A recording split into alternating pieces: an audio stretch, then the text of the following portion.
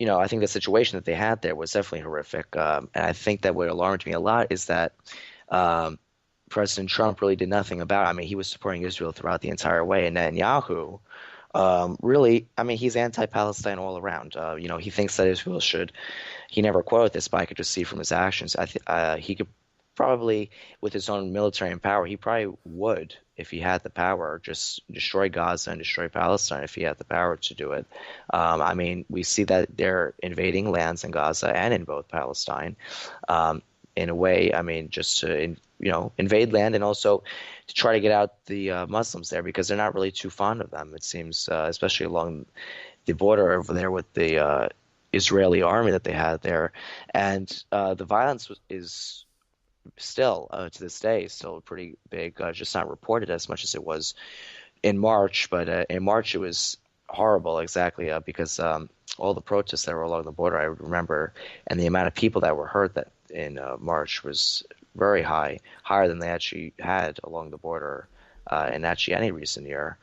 So I think that it was definitely alarming to see that Trump wasn't doing anything about it, which I'm not really that shocked. I mean, he did stuff for when um, they bombed when Syria government did something to their own citizens. Trump sent the Navy immediately and did Air Force strikes, basically airstrikes. But what kind of shocks me is that they're not doing any sort of like preventative maintenance here to try to get this violence down. I mean, he supported Israel throughout the way, so that's why I'm probably saying that that's most likely the reason why he didn't throw in any support because he probably thinks that Israel is fine. And also, Israel is the one who are really the reason why the violence started in the first place. Yeah, and I think there's a strong case to be made that they're on top in the region in terms of like the power that they have. So yeah, anyway, under enormous political pressure, Trump signed an executive order meant to end the family separation that was taking on over the border as, a lot crazy separation and zero tolerance policy. That actually began in the end of May, and then June first came on. The administration launched really an aggressive offense over it. As the pretty much the wrath just continued to grow from so many people. I remember Christian Nielsen getting just thrown out of a restaurant. Sarah Huckabee Sanders having the same fate. It was really some incredible stuff. So yeah, Trump signed an executive order meant to end family separation there as well. Trump met with Kim Jong-un, North Korea's leader, in Singapore and discussed eliminating the North's nuclear arsenal. The special counsel issued an indictment of 12 Russian intelligence officers in the hacking of the Democratic National Committee and the Clinton presidential campaign. And during a news conference in Helsinki, Finland, Trump stood next to President Vladimir Putin of Russia and publicly challenged the conclusion of his own intelligence agency that Moscow interfered in the 2016 election. So yeah, that was obviously the incredible story that a lot of people were just really taken aback over because everyone was like, "Oh my gosh, he's kowtowing to Russia on the world stage or whatever." But I didn't think it was a really big deal. I covered that. I also remember covering that. That was when I was in the city over the summer, and it was just a really incredible amount of outrage flowing in from both sides on this story, and a lot of people were just really freaked out over it. What was your reaction at that time? Well, I mean, I was definitely upset. And we're talking about the Russia here? The Or with Helsinki North? Helsinki Oh, press conference. oh yeah, definitely. I mean, I was definitely rather shocked about what happened there, especially since um, I think that what occurred there was, I mean, I thought it was a complete joke, honestly, in my opinion. How Trump displayed himself. I mean, he was bowing down to him. I mean, it was like he was like the servant for the king, and the king was Vladimir Yeah, Putin. for sure. Yeah, I mean, everyone even knew that. I mean, I think that, and even people on No Facts Fox thought that. I mean, to get Yeah, people on No I think Facts Fox to that's get probably to the most believe for that, sure. Yeah, it's the most yeah, interesting point. That it was really just kind of a sucking out of like a lot of all the Republican support, and even Paul Ryan yeah, came out and condemned him, but he was very weak and was very much unable to condemn on anything. Scott Pruitt, the EPA chief, also resigned under a cloud of ethics scandals. Judge Brett Kavanaugh was nominated by Trump to fill a vacancy on the Supreme Court left by Justice Anthony Kennedy after he retired. Paul Manafort, and trust me, we're going to get to this crazy situation as Kavanaugh was nominated a little bit more down the road, James.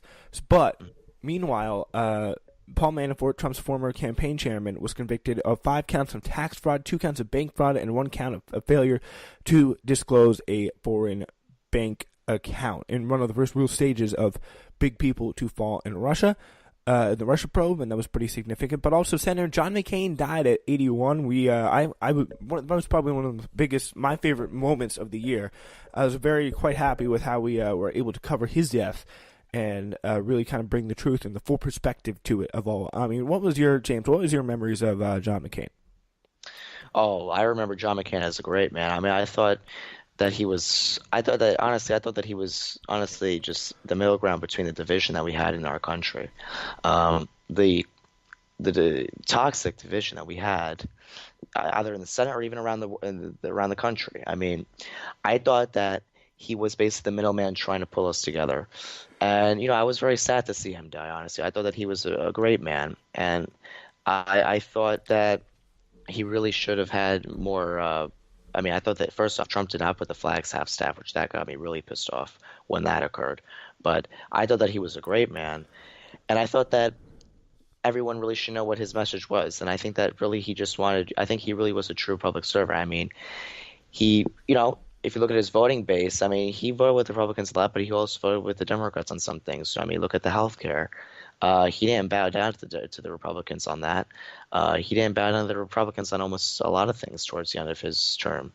And I thought that it was actually kind of sad to see him go because I thought he was a great man to have in the Senate. And I thought that, really looking at how the Senate's going to be looking now, I think it's just going to be looking more divided than ever before. I'm pretty sure that we do disagree on that because. Yeah, I have a little bit more of like a mixed view of John McCain than I think you do. But personally, what I'm always going to remember John McCain for is making sure that not resigning and allowing another like election take place. He had to, of course, he had to make someone appoint him and have someone. He enabled the governor of Arizona to appoint just random Republicans, including ones that had just lost elections. Shout out to Martha McSally. Yeah. And so that was something that he could have easily avoided, but he chose to do that. So that's something that, again, I will but remember. He died after the fact. He didn't resign. He died. Well, he could have, he didn't resign yet. He could have avoided that situation by retiring peacefully and not having to deal with that situation and giving possibly a Democrat the chance to win. Yeah, that's pretty much how I'm going to remember. He got brain cancer, 2017 or 2016. For sure. I think 2017. Yeah, because his election was in 2016, and he won by big in 2016. Wow. But Martha McSally, not happy that she got that seat. They just denied her. Why would he give her the seat? They had the choice to put her in. Because who else would he put in? And B, I would have put his wife. I would have put John McCain's wife, personally. Yeah, but I don't think he would have ever. That's not the Republican that he wants. But again, things happen. Sure. The Republican Party, they play to win on that situation. It's just the way it works. So, yeah, Judge Kavanaugh was confirmed to the Senate by the Senate to the Supreme Court after an initial round of confirmation hearings. Judge Kavanaugh reappeared on Capitol Hill to testify about allegations of sexual misconduct. One accuser, Christine Blasey Ford, also delivered emotional testimony, which was really some incredible stuff that kind of galvanized a lot of people. He obviously got confirmed. Florence happened. The Trump administration, Mexico, and Canada negotiated a new trade agreement to replace NAFTA. So that also happened. Jamal Khashoggi was murdered and dismembered, and Trump did nothing about it. In November, the midterm elections happened. Michael Cohen pleaded guilty to lying to Congress, and Trump had been more involved in discussions over a potential Russian business deal during the presidential campaign than previously known, so we found out more about that. Democrats were in control of the House, picking up 40 seats, and the Attorney General Jeff Sessions was forced out of his post. Matt Whitaker stepped in as the Attorney General. In just December, First Step Act, a criminal justice overhaul, passed with bipartisan support, and the immigration situation took place.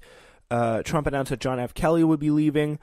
Trump ordered the withdrawal of American troops from Syria and a drawdown of forces in Afghanistan in a very abrupt manner. Next day, James Mattis resigned. mirroring sharp declines in other stock markets. The tech-heavy Nasdaq entered bear territory just recently to close out the year, and finally, the government partly shut down for the third time in 1 year. This year, after Trump made it clear that he would not accept a spending bill that did not include the $5 billion for his border wall, and that standoff continues to this day.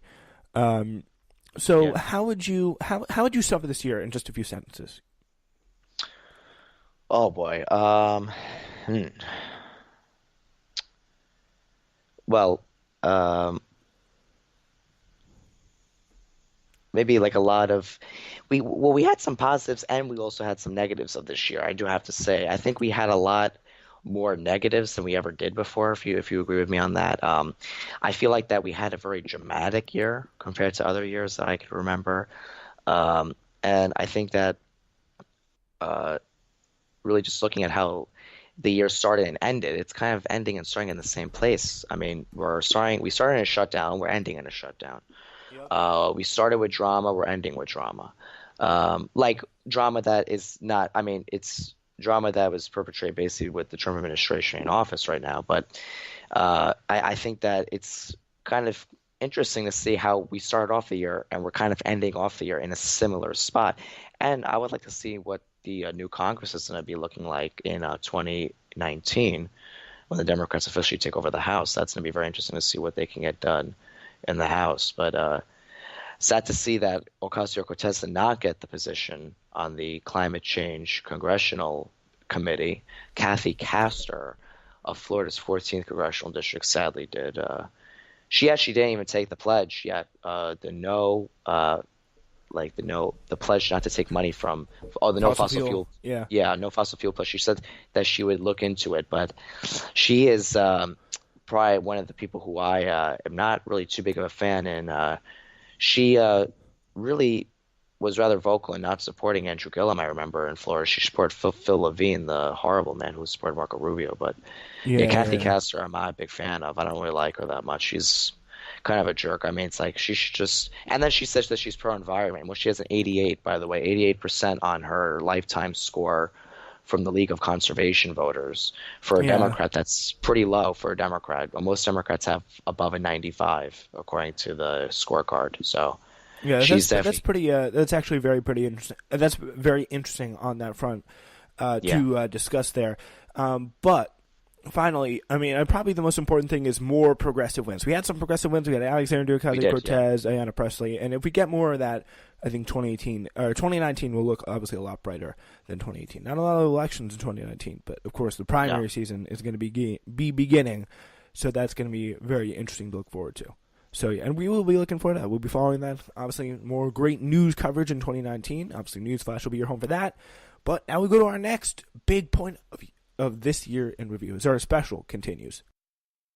All right, ladies and gentlemen, it's time to move on to that one thing everyone loves, everyone get behind, no matter what your political difference could be, whether you liked the events of this year or you did not like them.